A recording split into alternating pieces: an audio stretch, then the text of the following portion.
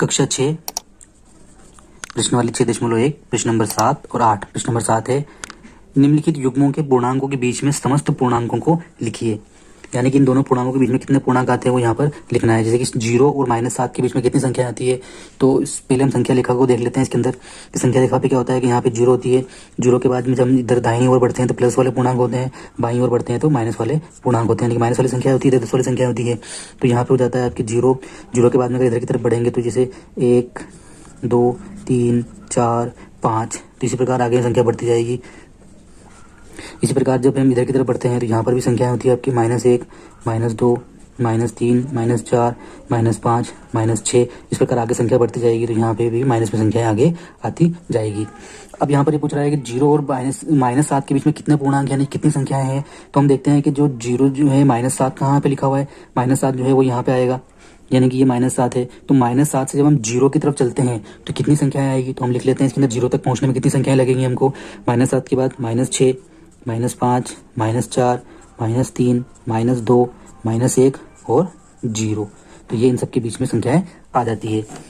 इसी प्रकार बी वाले के अंदर है -4 और +4 के बीच में। तो -4 कहाँ पे है, यहाँ पर है। तो पहले 0 तक आएगा, फिर 0 के बाद में इधर की तरफ बढ़ेगा। तो -4 तो शुरू करते हैं। -4 के बाद क्या आएगा, इसकी पहले क्या आएगी, -3 -2 -1 और 0। फिर इसके बाद में आ जाएगा आपके +1 +2 +3 और +4। प्लस वाली संख्याओं के सामने प्लस का चिन्ह लगाने की आवश्यकता नहीं है। अगर नहीं भी लगाए हम तब भी प्लस उसमें माना जाएगा।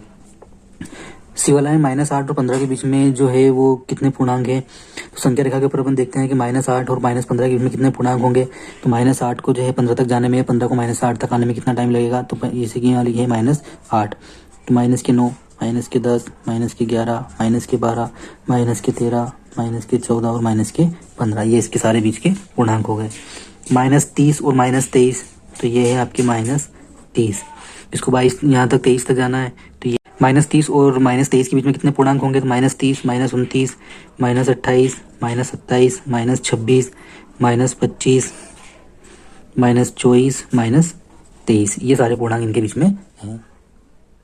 प्रश्न नंबर 8 है कि -20 से बड़े 4 ऋणात्मक पूर्णांक लिखिए और -10 से छोटे 4 पूर्णांक लिखिए। तो यहाँ पर जो है -20 से बड़े। अब -20 से बड़ी संख्या कौन सी होगी, जब संख्या रेखा के ऊपर हम संख्या रेखा के ऊपर दर्शाते हैं किसी चीज को, तो हम देखते हैं कि संख्या रेखा जो है वो माइनस की संख्या जो है वो 0 से बाईं की तरफ बढ़ते हैं, तो बाईं की तरफ बढ़ रही है, ऋणात्मक संख्या लिखी जाती है, और धनात्मक रेखाएं जो होती है वो दाहिनी तरफ होती है। जब संख्या रेखा के ऊपर हम जो है बाएं से दाईं ओर बढ़ते हैं तो संख्याएं बढ़ती जाती है, यानी कि माइनस में जो संख्या बड़ी होती है वास्तव में वो उतनी ही छोटी होती जाती है। तो -20 से बड़ी संख्याएं कौन सी होंगी, वो जो भी संख्याएं होंगी वो इससे इस अंक में छोटी होंगी। तो -20 बड़ी संख्या है, इससे छोटी संख्या होगी आपके -19 -18 -16 -19 -18 -17 -16 -15 -14। तो यानी कि ये सब पूर्णांक जो है ये सब पूर्णांक इससे बड़े हैं। जैसे इधर की तरफ आगे बढ़ती जाएगी संख्याएं जो है वो छोटी होती जाएगी। अब ये लिखा हुआ है -10 से छोटे। अब -10 से छोटे पूर्णांक जो होंगे, अगर इस पूर्णांक के हम जो है इस संख्या के अगर जो है हम दाहिनी तरफ चलेंगे तो हमेशा संख्या बढ़ती जाएगी, और बाईं तरफ चलेंगे तो संख्याएं छोटी होती जाएगी। तो हमको यहाँ पे छोटे पूर्णांक लिखने हैं इससे, तो हम जो है किधर की तरफ बढ़ेंगे, बाईं तरफ बढ़ेंगे। अगर हमको बड़े पूर्णांक लिखते होते तो हम दाएं की तरफ बढ़ते। जैसे कि हमने -20 से बड़े पूर्णांक लिखने हैं तो हम किधर की तरफ बढ़े, दाहिने हाथ की तरफ। इसी प्रकार यहाँ पे छोटे पूर्णांक लिखने हैं तो छोटे पूर्णांक का मतलब है हम बाएं हाथ की तरफ चलेंगे, तो इससे छोटे हो जाएंगे। -10 से भी छोटे कौन से होंगे, इसके बाद आने वाले पूर्णांक जो है इससे छोटे होंगे।